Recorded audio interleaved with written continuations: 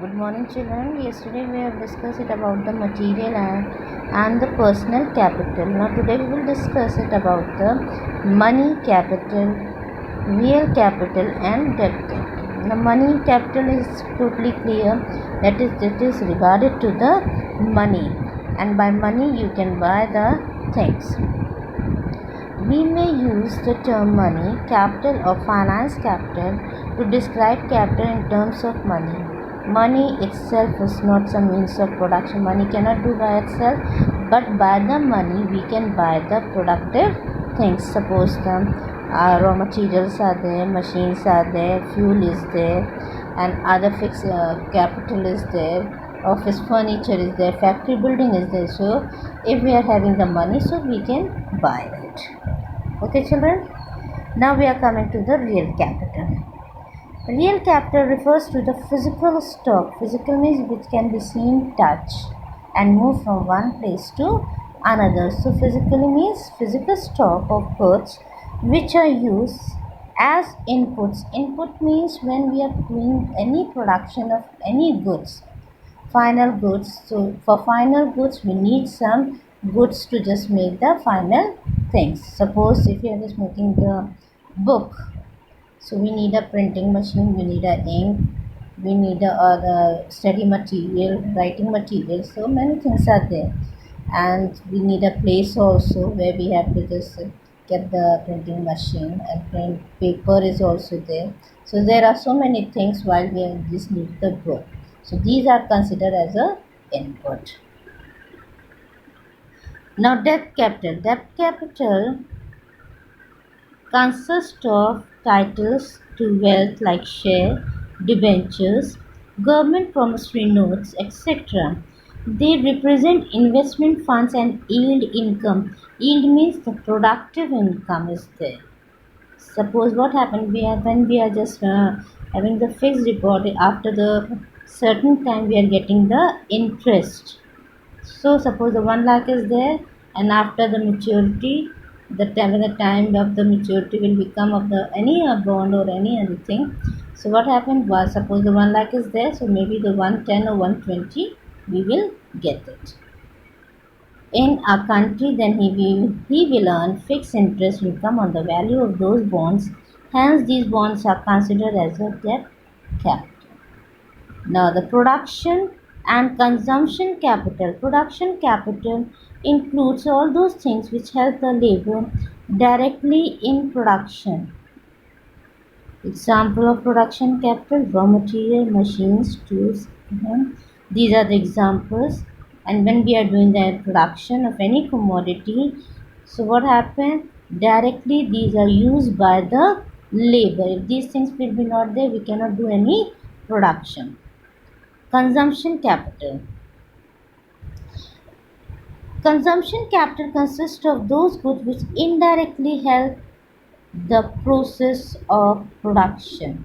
Indirectly, not directly. Production capital directly helps the labor, and the consumption capital indirectly helps the in production. Examples: food, clothes to workers. Suppose the labor is there, so they need a food, they need a cloth, so indirectly they are helping because they are consuming it, and then they are able to do the work. Properly nourished workers would certainly produce more goods and services. Clear? Now internal and external. Internal means inside and external means outside.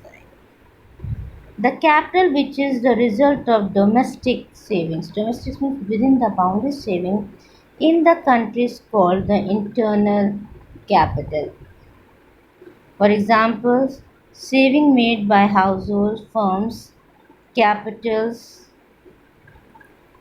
which is imported to capital is called external capital, and the capital received in India from the World Bank, International Bank, Finance Corporation is an external. Is it clear? Now we are coming to the money. Money, all you have to know the money, paper currency is there, and the coins are there, and it is a legally.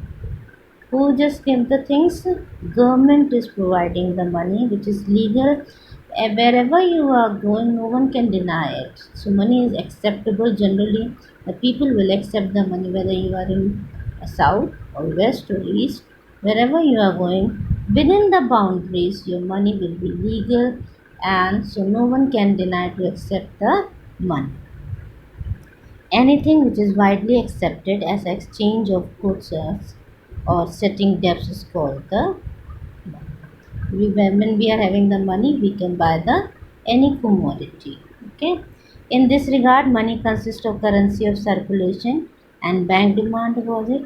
Currency notes and coins are issued by the central bank of a country. Please just remember who is issuing the currency notes and the paper currency, and the coins are paper currency, and the coins are issued by the central bank of a country. Currency is a legal tender money.